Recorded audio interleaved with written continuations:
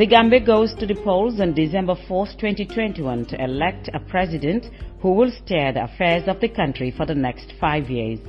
As the country prepares for this spirited national exercise, the National Council for Civic Education (NCCE) reminds the public that the conduct of presidential election is a constitutional requirement as enshrined in Section 46 of the 1997 Constitution of the Republic of the Gambia, and voting a civic duty which every eligible patriotic citizen should discharge on December 4, 2021 as enshrined in Sections 26 and 39 of the Constitution. As politicians embark on campaign trails across the length and breadth of the country, canvassing for votes, the NCCE reminds the public that political participation, association and voting are fundamental rights of every citizen, hence the need to exercise tolerance and civility throughout the period, and refrain from the use of abusive language, hate speech, provocative actions, intimidation, thuggery and physical confrontation at all times, as these contravene the laws of the Gambia. The general public is encouraged to stay away from any altercation and follow due process to seek redress when the need arises to ensure peace and stability throughout the process. Our collective desire for accelerated socio-economic growth and development could only be achieved in an atmosphere of peace and tranquility. The Gambia has a secret ballot system. Your vote is secret and will not be known by anyone.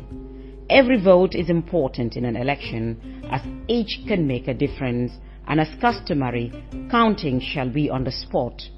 Political affiliation is your right. Your vote, your choice. Vote wisely. This message is brought to you by the National Council for Civic Education with support from the United Nations Development Programme.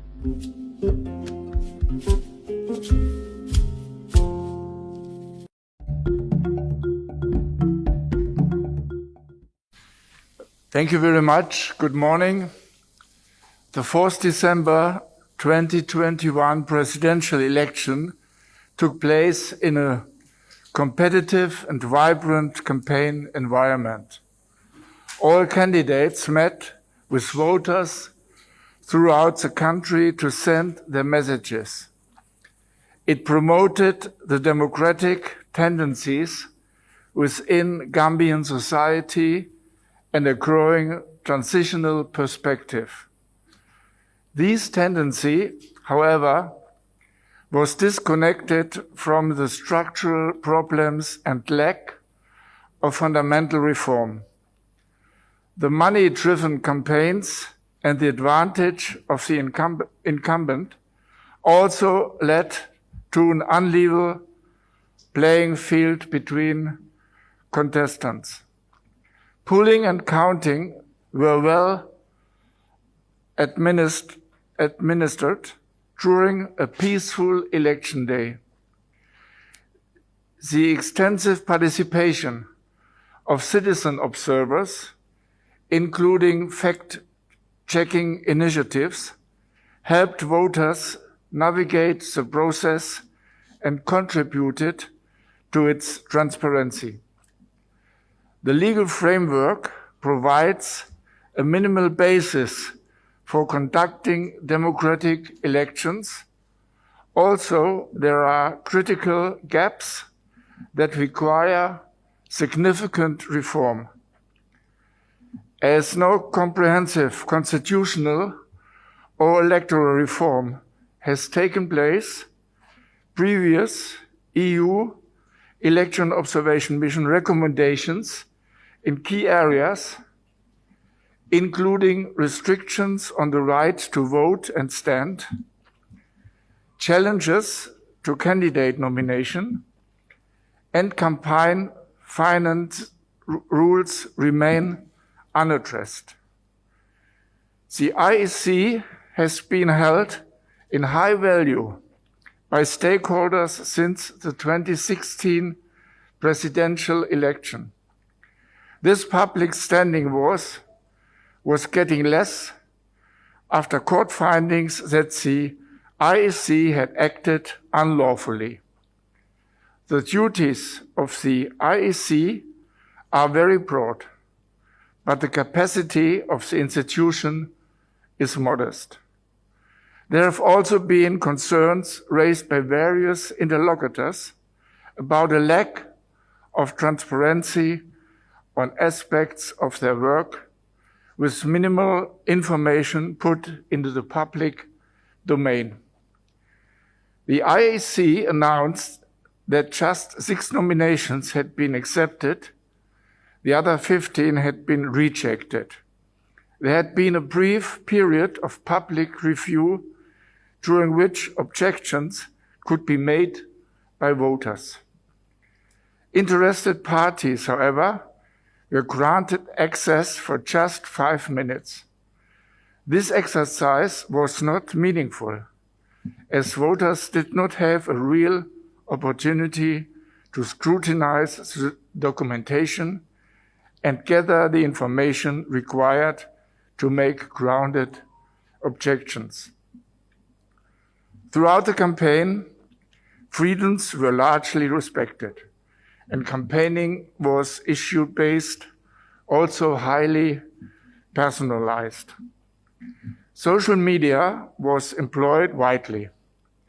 Throughout the country, campaigns met with voters extensively at large rallies in towns, down to small meetings at the village level. Women took an active part, although they were rarely in leadership positions.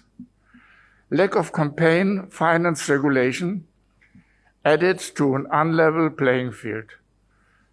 This was shown by widespread distribution of goods and gifts, giving the incumbent an undue advantage. Despite journalists and citizens being able to voice their opinions, the media legal framework severely restricts freedom of expression. In practice, the allocation of TV licenses to big business undermined media freedom and pluralism. The media rules on campaign coverage provide for free airtime and the right to purchase airtime, but unduly restrict candidates' right to free speech.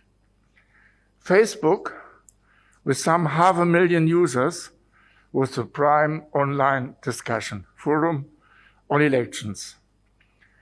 WhatsApp was instrumental in mobilizing the electorate, while also accelerating the spread of false news that gave a wrong picture of the campaign environment.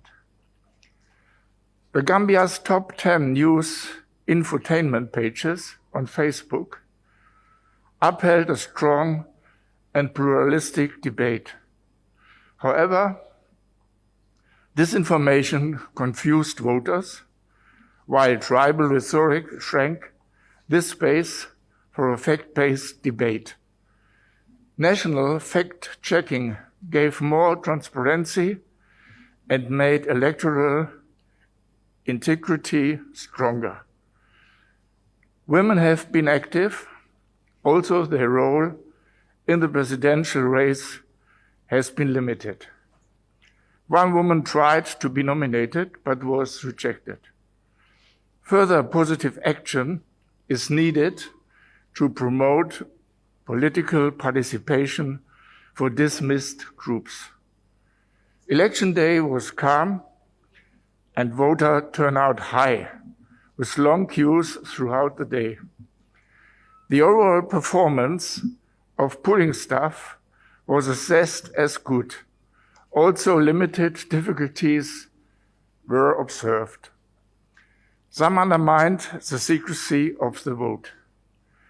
Counting procedures were not always followed, and results forms were not always publicly posted or provided to candidate agents.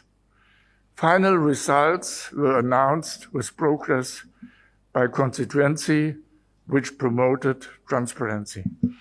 Thank you very much.